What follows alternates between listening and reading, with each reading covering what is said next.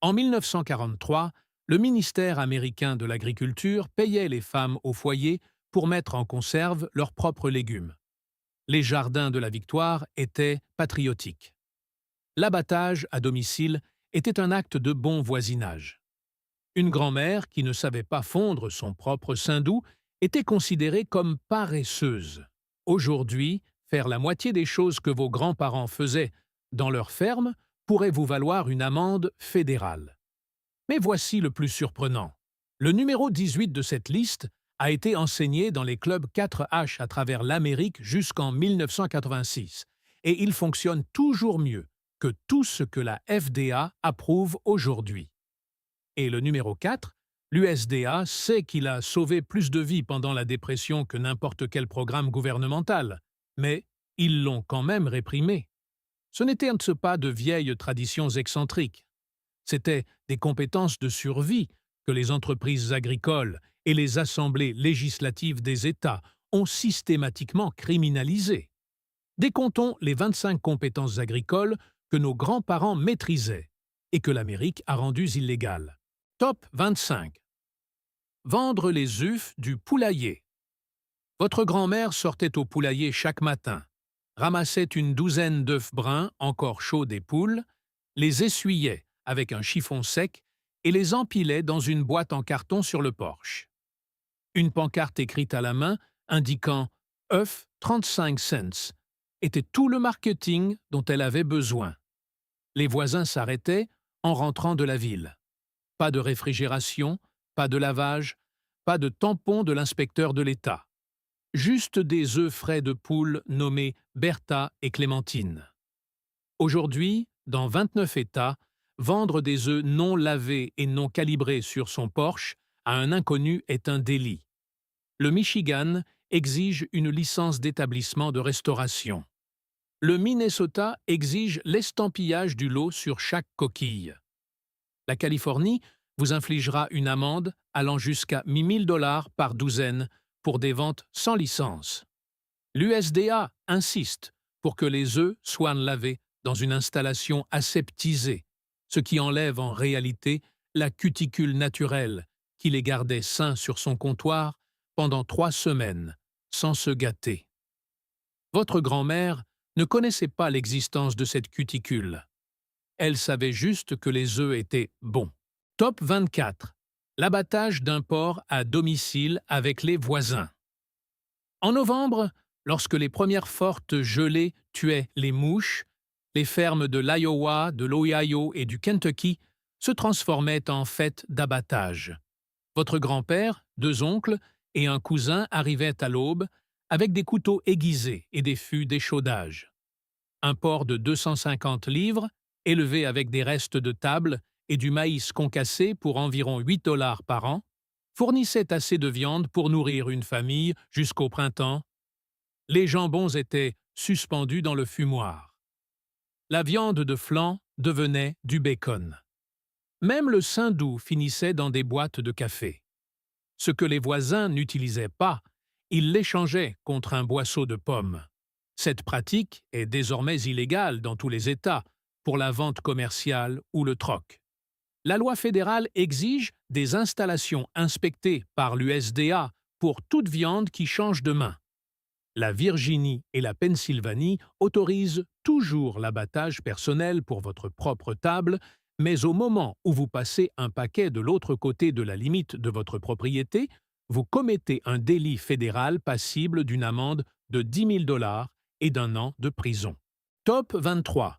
Le lait cru livré à la porte. Jusque dans les années 1980, dans la majeure partie de l'Amérique rurale, le laitier qui livrait la glacière de votre grand-mère apportait du lait entier cru dans des bouteilles en verre. Parfois, il provenait directement de la vache jersiaise d'un voisin, parfois d'une petite laiterie située à 2 communes de là. Un quart de gallon coûtait 11 cents en 1955 et arrivait encore chaud avec une épaisse couche de crème sur le dessus. Votre grand-mère écrémait cette crème pour faire du beurre et donnait le babeur au cochon. Aujourd'hui, vendre du lait cru au-delà des frontières de l'État est un crime fédéral. Dans 20 États, la vente de lait cru, sous quelque forme que ce soit, est totalement illégale. Même dans les États qui l'autorisent, les accords de partage de troupeaux et les ventes à la ferme sont fortement réglementés. La FDA a mené des perquisitions dans des fermes amish, avec des agents armés pour un seul galon. Voici ce qu'ils ne vous disent pas. Une étude de 2007 parue dans le Journal of Allergy and Clinical Immunology a révélé que les enfants élevés au lait cru de ferme présentaient 41% d'allergies en moins et 60% d'asthme en moins. Le laitier de votre grand-mère livrait des médicaments. Maintenant, il faut un mandat de perquisition pour en boire. Top 22. Fondre le sein doux pour l'année. Lorsque le porc était descendu du crochet, votre grand-mère réclamait d'abord la graisse. La panne pure, graisse de rognon, allait dans le bocal pour la pâte à tarte. La graisse de dos était fondue dans une marmite géante en fonte sur le poêle à bois, bouillie lentement pendant des heures jusqu'à ce que les gratons flottent, dorés, et que la graisse liquide et claire remplisse chaque bocal du garde-manger. 50 livres de sein doux, c'était normal. On l'utilisait dans les biscuits, le poulet frit, le pain de maïs et même le savon. Maintenant, voici où les choses deviennent étranges. En 1911, Procter & Gamble a lancé Crisco, a embauché des psychologues publicitaires et a dépensé l'équivalent moderne de 40 millions de dollars pour convaincre les femmes américaines que le sein doux était mauvais pour la santé et que l'huile de coton hydrogénée était moderne. En 1950, la consommation de sein doux avait chuté de 60%. Aujourd'hui, la fonte du sein doux pour la vente commerciale est réglementée par 21 codes fédéraux différents. Vendre du sein doux fait maison à un voisin est illégal dans 47 États. Nous l'avons remplacé par des graisses trans que la FDA a interdites en 2018. Votre grand-mère avait raison depuis le début. Top 21. Le fumoir d'arrière-cour. Derrière presque chaque maison rurale, de la Virginie occidentale au Missouri, se dressait un petit fumoir bardé de cèdre, de la taille de latrines extérieures. Votre grand-père suspendait des jambons, des épaules et des flancs de porc au chevron, allumait un petit feu de noyer blanc dans la fosse et laissait la fumée froide monter à travers la viande pendant 3 à 6 semaines. Pas d'électricité, pas de thermostat, pas d'inspecteur du gouvernement. Un jambon de campagne de Virginie séché de cette façon se vendait 8 $ en 1968. Un jambon commercial coûte aujourd'hui 180 $. La raison en est que l'USDA exige désormais un plan d'analyse des risques et de maîtrise des pointes critiques, HACCP, une installation agréée, une inspection de l'État et des tests microbiologiques annuels pour toute viande fumée franchissant la limite d'une propriété. Le Tennessee compte encore une poignée de caves à jambon de campagne certifiées en activité. Mais le fumoir de quartier, qui permettait de fumer assez de porc pour nourrir votre famille toute l'année et d'envoyer un jambon au pasteur à chaque Noël, est pratiquement interdit. La viande se conservait 18 mois sur l'étagère sans réfrigération. Personne ne tombait malade. La technique a fonctionné pendant 400 ans. Top 20. La mise en conserve et la vente des surplus. Chaque mois d'août, la cuisine de votre grand-mère devenait une usine. Des boisseaux de haricots verts, de tomates, de pêches et de maïs arrivaient du jardin. Elle les traitait dans un stérilisateur à pression pendant des heures, garnissant les étagères de la cave de 400 bocaux Mason. Tout ce dont la famille n'avait pas besoin, elle le vendait au stand en bord de route pour 50 cents le quart. Son relish aux tomates était célèbre dans 3 comtés. Aujourd'hui, 14 États, dont le New Jersey, le Wisconsin et le Kansas, interdisent la vente de tout aliment peu acide mis en conserve à la maison, comme les haricots verts ou le maïs. Un point, c'est tout. Les lois sur les aliments artisanaux, Cottage Food Laws, autorisent dans les pâtisseries et les confitures. Mais dès qu'un testeur de pH est impliqué, il vous faut une cuisine commerciale. Votre grand-mère utilisait un stérilisateur à pression, un minuteur et son bon sens. L'État exige désormais une cuisine commerciale à 40 000 $ pour le même résultat. Top 19. La vache laitière familiale en ville. Jusqu'en 1962, il était courant pour les foyers des villes de 5 000 habitants ou moins de garder une seule vache laitière familiale dans un petit abri d'arrière-cour. Votre arrière-grand-mère à Ottawa, Kansas ou à Bangor, Maine, se rendait à l'abri à l'aube, trayait une douce vache de race Guernesey et obtenait 2 gallons par jour pour le beurre, le lait et le fromage. La vache mangeait les restes de cuisine et l'herbe du terrain vague d'à côté. Ce seul animal fournissait environ 1 200 $ par an en produits laitiers, ce qui équivaut à environ 12 000 $ aujourd'hui. Presque toutes les municipalités ont désormais interdit le bétail dans les limites de la ville. Les violations des arrêtés municipaux sont passibles d'amendes de 500 à 2 000 $ par jour. Même dans les comtés ruraux, les commissions d'urbanisme et les règlements des associations de propriétaires rendent la chose presque impossible. Nous avons échangé l'autosuffisance laitière contre un bidon d'un gallon de lait ultra pasteurisé qui parcourt 1500 miles pour nous parvenir. Top 18. Le eau de vie de fruits, distillés, à la maison. Votre grand-père, dans les Appalaches ou les monts Ozarks, possédait un petit alambic en cuivre caché derrière le séchoir à maïs. Après la récolte des pommes, le surplus allait dans des fûts, fermentait pour donner du cidre brut, puis était distillé en Applejack, eau de vie de pomme. Il pouvait en produire 10 gallons par an, échanger un bocal Mason avec le voisin contre un cuisseau de chevreuil et garder le reste pour un usage médicinal. Eau de vie de pêche, whisky de maïs, liqueur de mûre. C'étaient des produits de base de la maison, pas des boissons de fête. Une tasse d'Applejack était le traitement standard pour un rhume hivernal en 1920. Voici la partie la plus folle. La distillation à domicile pour la consommation personnelle était légale dans la plupart des États jusqu'en 1862, date à laquelle la taxe d'accise fédérale a été imposée pendant la guerre de sécession et n'a jamais été levée. Aujourd'hui, la moindre goutte de spiritueux distillé à la maison, même pour votre usage personnel, constitue un crime fédéral. Pendant ce temps, l'ATF autorise le brassage amateur de bière et de vin jusqu'à 100 gallons par adulte et par an. Selon des dossiers du département du Trésor déclassifiés en 2004, la seule raison pour laquelle la distillation reste illégale est liée aux recettes fiscales.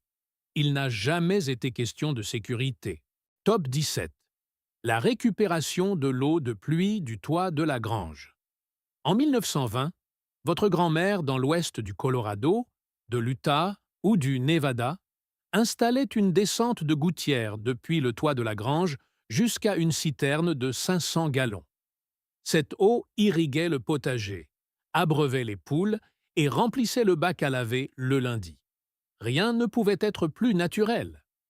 Puis, en 1909, le Colorado a adopté la doctrine du Colorado, déclarant que toutes les précipitations appartenaient aux premiers détenteurs de droits d'eau en aval. Récupérer la pluie de son propre toit est devenu un vol. Jusqu'en 2016, les résidents du Colorado pouvaient recevoir une amende pour avoir installé un baril de récupération d'eau de pluie. L'Utah, l'État de Washington et l'Oregon ont tous imposé des restrictions à divers moments. L'industrie de l'eau, en bouteille, fait un lobbying intense contre les droits personnels sur l'eau de pluie. Nestlé a dépensé des millions pour préserver ses droits sur l'eau dans 14 États. Votre grand-mère récupérait la pluie. Aujourd'hui, il vous faut un permis. Top 16. Les latrines extérieures et les toilettes à fosse. Avant que la plomberie intérieure n'atteigne l'Amérique rurale, ce qui dans de nombreux endroits n'a pas eu lieu avant 1955, chaque ferme possédait des toilettes à fosse creusées en contrebas du puits. Il s'agissait d'une fosse peu profonde d'environ 1,8 m, 6 pieds, avec un banc en bois, une demi-lune sur la porte et un catalogue Sears Roebuck en guise de papier. Tous les 6 mois, votre grand-père creusait une nouvelle fosse et déplaçait les latrines. L'ancienne était recouverte de chaux et de terres de jardin, et 1 an plus tard, elle produisait les meilleures courges du comté. Aujourd'hui, les codes relatifs aux fosses septiques, dans les 50 États, interdisent les toilettes à fosse pour les résidences permanentes. L'Alaska les autorise encore dans les communautés isolées de la brousse. La plupart des États exigent un système septique technique autorisé, dont l'installation coûte entre 8 000 et 25 000 $. Les toilettes à compostage restent illégales dans 14 États pour un usage résidentiel. Le système de votre grand-mère était gratuit et hygiénique lorsqu'il était bien fait. Aujourd'hui, une fosse septique défectueuse peut empoisonner un puits, et personne n'en est responsable. Top 15. La vente de tartes à la vente de pâtisseries de l'église. Votre grand-mère se réveillait à 4 heures du matin le samedi, étalait la pâte de 6 tartes aux pommes avec une croûte au saindoux et les déposait à l'église méthodiste pour la collecte de fonds.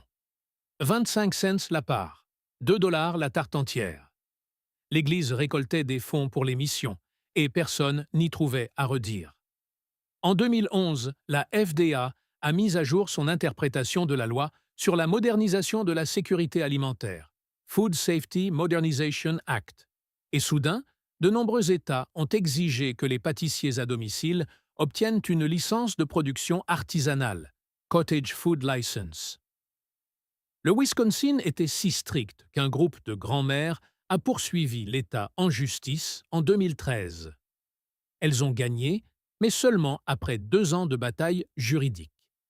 Dans le Nebraska, la tarte à la citrouille est toujours soumise à des restrictions car son pH n'est pas assez acide. Dans le New Jersey, la vente à domicile de n'importe quelle tarte était totalement illégale jusqu'en 2021. Pendant ce temps, les boulangeries commerciales vendent des tartes de longue conservation bourrées de conservateurs. La tarte de votre grand-mère, faite avec du saindoux, du beurre et des pommes de l'arbre du jardin, a été d'une manière ou d'une autre qualifiée de dangereuse. Top 14. Le beurre cru enveloppé dans de l'étamine. Votre grand-mère barattait le beurre tous les mercredis. La crème récupérée sur le dessus du pot de lait, laissée à maturer pendant 2 jours, allait dans la baratte en verre. 20 minutes de travail à s'en faire mal au bras produisaient une livre de beurre jaune pâle qu'elle salait, pressait dans des moules et enveloppait dans une étamine trempée dans de la saumure. Il se conservait 1 mois dans la cave fraîche, sans réfrigération. Elle vendait ce dont la famille n'avait pas besoin à l'épicier pour 30 cents la livre en 1952. Aujourd'hui, la vente de beurre cru est interdite dans les 50 États, en vertu de la loi fédérale sur le commerce interétatique. Même en Californie et en Pennsylvanie, qui autorisent le lait cru, le beurre ne peut pas quitter la ferme. Les recherches de la fondation Weston Price ont confirmé que le beurre cru contient le facteur de Woolsen, un composé anti-raideur détruit par la pasteurisation, et du CLA bioactif qui réduit l'inflammation. L'industrie laitière a combattu ces recherches pendant 20 ans. Le beurre de votre grand-mère était un aliment fonctionnel. Nous mangeons de la margarine à tartiner. Top 13. La cueillette sur les terres publiques. Ail des bois, morilles, crosses de fougères, noix noires, ginseng sauvage. Vos grands-parents dans les Appalaches ou les monts Ozarks connaissaient chaque vallon et chaque colline où poussaient ces trésors. Ils remplissaient des sacs en toile de jute chaque printemps et chaque automne, en gardant une partie et en vendant le reste aux acheteurs qui montaient de Knoxville ou d'Asheville. Un bon chasseur de ginseng pouvait gagner 3 000 $ en une saison en 1966. Aujourd'hui, la cueillette sur les terres des forêts nationales nécessite un permis dans 31 États. La récolte de l'ail des bois a été interdite dans le parc national des Great Smoky Mountains en 2004. La récolte commerciale du ginseng nécessite une certification fédérale CITES, car le ginseng sauvage est désormais une exportation contrôlée, en vertu d'un traité international. La Californie a criminalisé la vente de toute plante récoltée à l'état sauvage sans permis, avec une amende de 1 000 $ par infraction. les grandes entreprises de compléments alimentaires vendent désormais des versions cultivées pour 80 $ la bouteille. Top 12. Le stand de la ferme et la cave à légumes. Une bonne cave à légumes faisait la différence entre une famille qui mangeait tout l'hiver ou qui souffrait de la faim. Votre grand-père creusait un trou de 3 mètres, 10 pieds de profondeur dans le flanc de la colline, le tapissait de pierres et construisait une épaisse porte en planche. À l'intérieur, à une température constante de 13 degrés grec, 55 degrés, et une humidité de 85%, les pommes se conservaient jusqu'en avril. Les choux duraient 7 mois dans le sable. Les pommes de terre stockées dans des bacs tapissés de paille nourrissèrent la famille jusqu'en mars. Elle vendait les surplus à la porte de la ferme. Un quart de boisseau de pommes pour 40 cents, une tête de chou pour 10 cents. Aujourd'hui, la vente de produits stockés dans une cave à légumes domestiques est illégale dans 18 États sans une installation d'entreposage frigorifique dédiée et inspectée par le département de l'agriculture de l'État. Des registres de température doivent être tenus quotidiennement et des relevés d'humidité déposés chaque trimestre. Le simple trou dans le sol, qui a nourri des générations, est aujourd'hui une violation de la conformité. Pendant ce temps, les pommes de supermarché stockées dans des chambres sous atmosphère d'azote pendant 18 mois sont qualifiées de fraîches. Top 11. Échanger des œufs contre du café. Avant que l'économie monétaire ne pénètre complètement l'Amérique rurale, le troc était la monnaie courante. Votre grand-mère échangeait une douzaine d'œufs contre une livre de café à l'épicerie du village. Un poulet contre un marteau, 2 jambons contre un manteau d'hiver. Aucun argent ne changeait de main. Aucun impôt n'était payé. La décision de l'IRS de 1979, la Revenue Ruling 79-24, a officiellement déclaré que les transactions de troc devaient être déclarées à leur juste valeur marchande et imposées comme des revenus. En 1982, le Barter Act a exigé que toutes les bourses de troc organisées déclarent les transactions sur le formulaire 1099-B. Aujourd'hui, si vous échangez un boisseau de tomates contre l'aide de votre voisin pour réparer une clôture, vous devez légalement payer un impôt sur le revenu des deux côtés de la transaction. L'IRS sait qu'il ne peut pas l'appliquer aux échanges occasionnels, mais la loi est là. Toute l'économie de votre grand-mère est techniquement illégale. Top 10. Élever des abeilles sans enregistrement. Autrefois, chaque verger en Amérique avait 2 ou 3 ruches dans un coin, produisant 60 livres de miel par colonie chaque année. Votre grand-mère élevait des abeilles dans de vieilles boîtes en bois, Langstroth, héritées de son père. Elle récoltait le miel avec un couteau chauffé, le mettait en bouteille dans des bocaux en verre, et vendait ou échangeait ce dont elle n'avait pas besoin. Aujourd'hui, 38 États exigent l'enregistrement obligatoire des apiculteurs. Le Texas, la Floride et la Californie exigent également des inspections annuelles. Le processus de certification de la Californie coûte 350 $ par an, en plus des inventaires obligatoires des ruches. Le défaut d'enregistrement en Floride est passible d'amende, allant jusqu'à 5 000 $. L'acarien varroa et le syndrome d'effondrement des colonies ont conduit à ces réglementations à partir de 2005. Mais leur application cible souvent les petits amateurs, tandis que les opérations de pollinisation industrielle bénéficient d'exemptions. Votre grand-mère n'avait pas besoin de permis pour être apicultrice.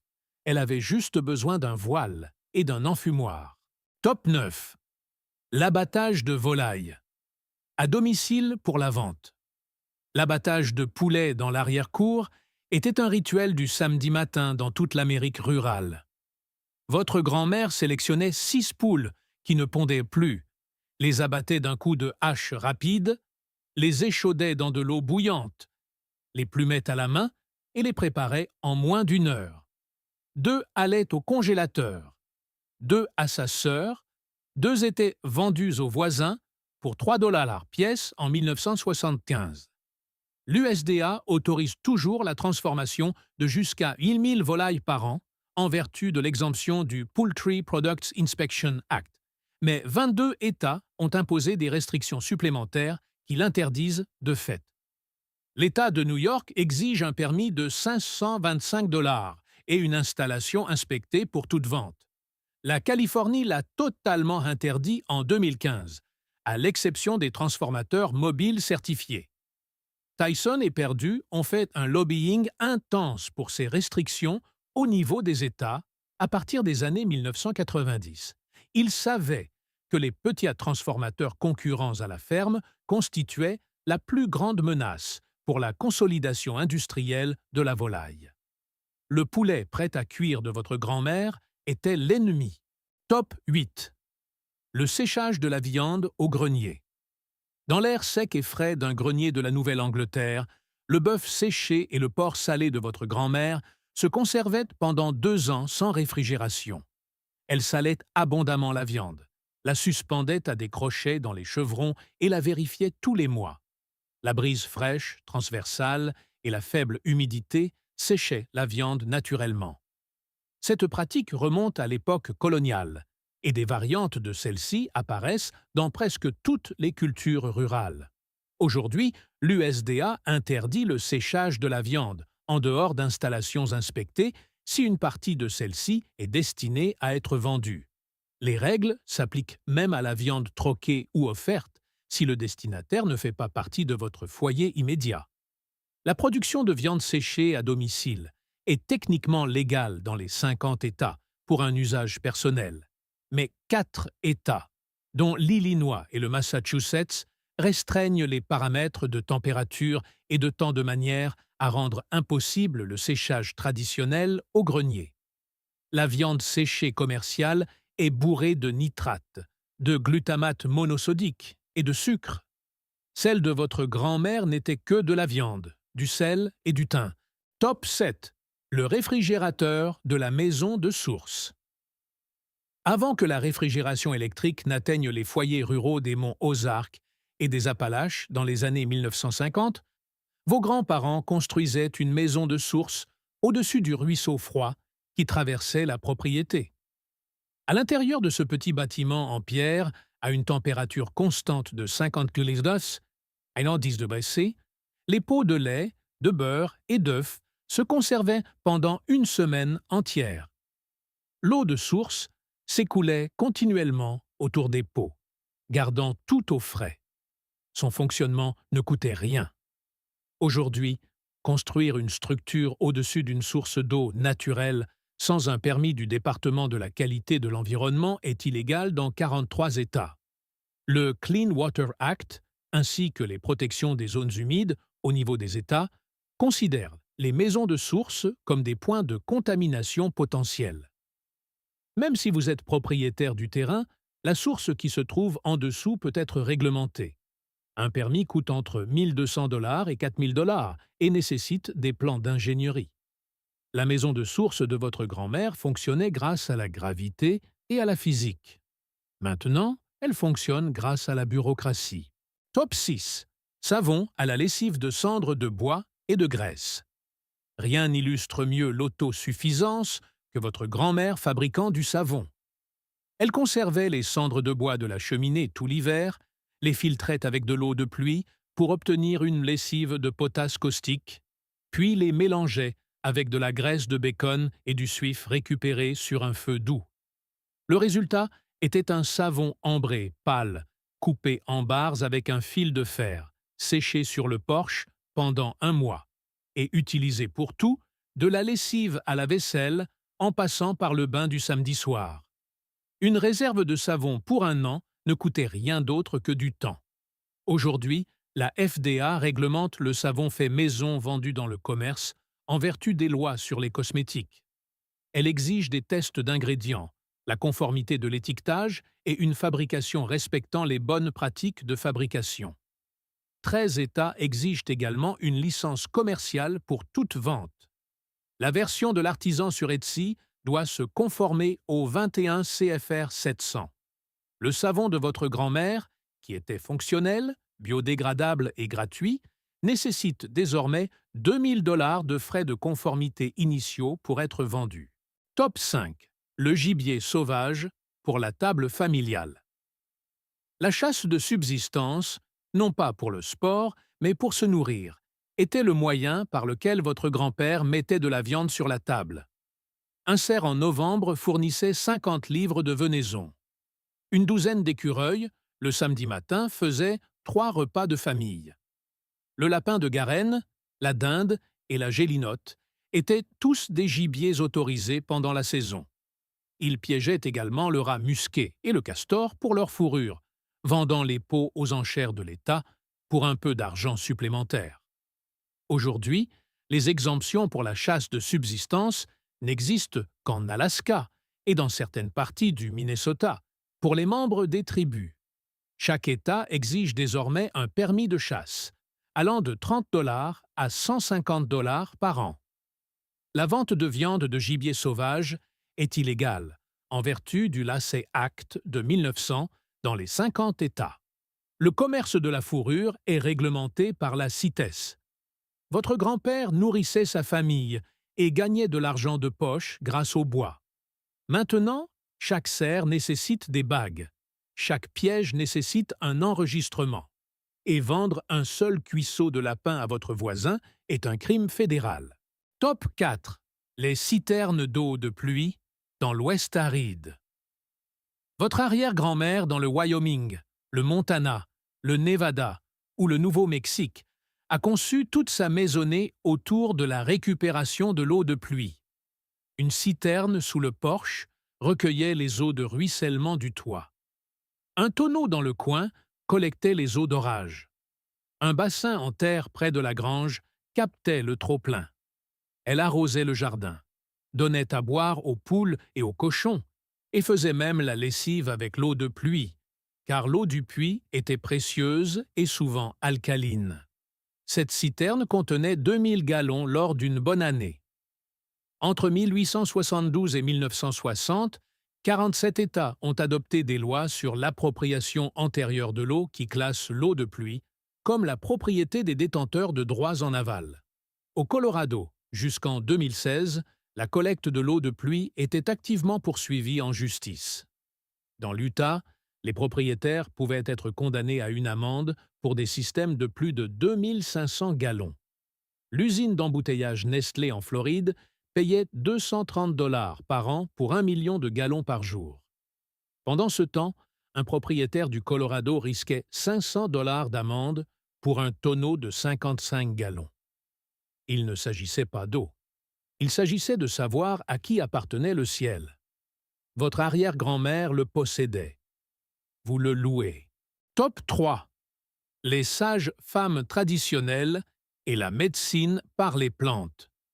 Votre arrière-grand-mère n'appelait pas un médecin pour un accouchement. Elle appelait sa cousine, la sage-femme locale, qui avait mis au monde 200 bébés dans sa cuisine et facturait 5 $ plus un poulet. Les accouchements à domicile avec des sages-femmes traditionnelles étaient la norme dans l'Amérique rurale jusqu'en 1950. Ces mêmes femmes soignaient les coupures avec des cataplasmes de consoude, les fièvres avec de l'écorce de saule et les problèmes de digestion avec une cuillère à café de vinaigre de cidre de pomme dans de l'eau chaude. Elles connaissaient 80 plantes médicinales de vue et d'usage. Aujourd'hui, la pratique des sages-femmes traditionnelles est illégale dans 13 États. Le Kentucky, l'Alabama et la Caroline du Nord la poursuivent comme exercice illégal de la médecine. Les accusations de crime peuvent entraîner jusqu'à 5 ans de prison. Les herboristes font face à des restrictions similaires. La loi de 1994 sur la santé et l'éducation en matière de compléments alimentaires de la Food and Drug Administration interdit à quiconque d'affirmer qu'une plante guérit, traite ou prévient une maladie sans son approbation, ce qui coûte plus d'1 million de $.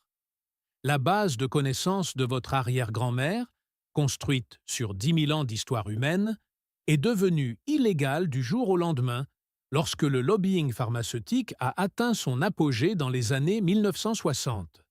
L'écorce de saule dans sa remise est le même composé que l'aspirine. Elle n'avait tout simplement pas le droit d'appeler cela un médicament. Top 2. La cuisinière à bois en fonte.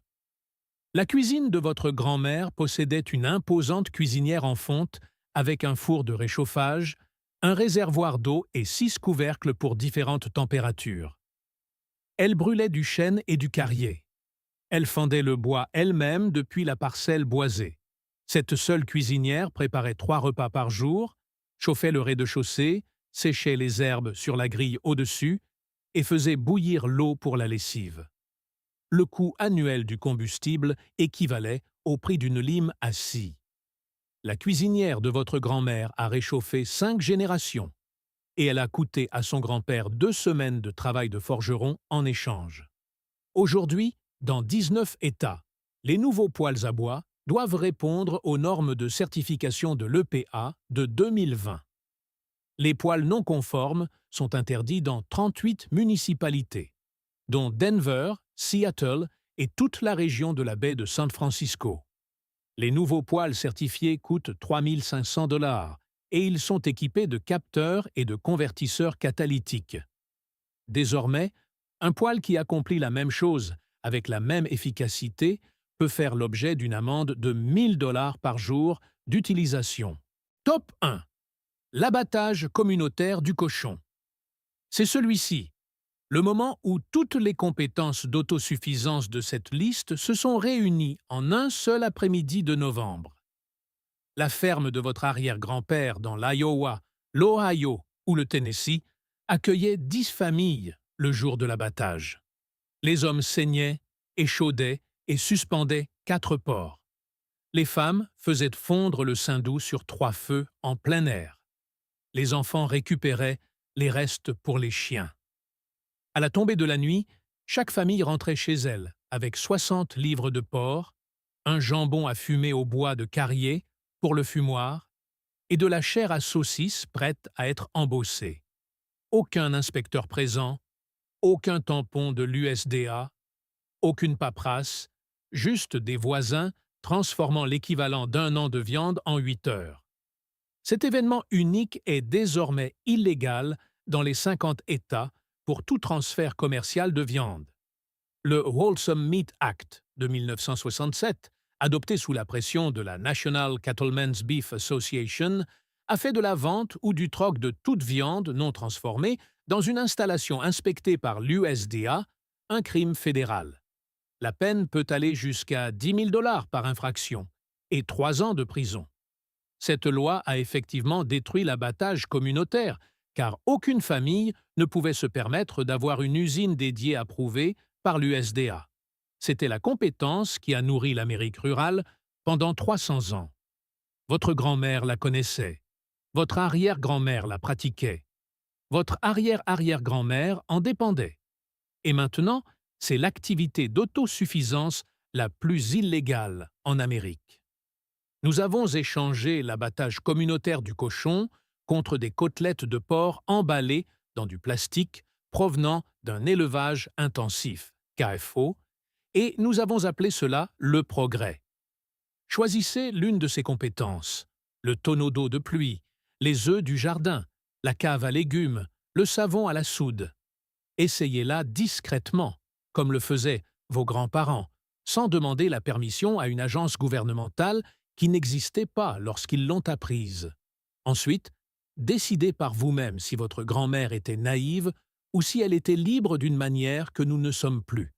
Partagez la compétence que vous allez essayer dans les commentaires et dites-moi laquelle votre famille pratique encore en secret. Chacune d'entre elles était légale de mémoire d'homme, et chacune d'entre elles pourrait l'être à nouveau. Si cette histoire d'autosuffisance perdue change votre façon de voir les lois dans votre propre jardin, n'hésitez pas à vous abonner et à aimer cette chaîne. Nous mettons au jour l'héritage qu'ils ont essayé de faire disparaître à coup de réglementation. Commencez à vous réapproprier votre avenir. Le prochain chapitre de notre passé oublié sera bientôt révélé.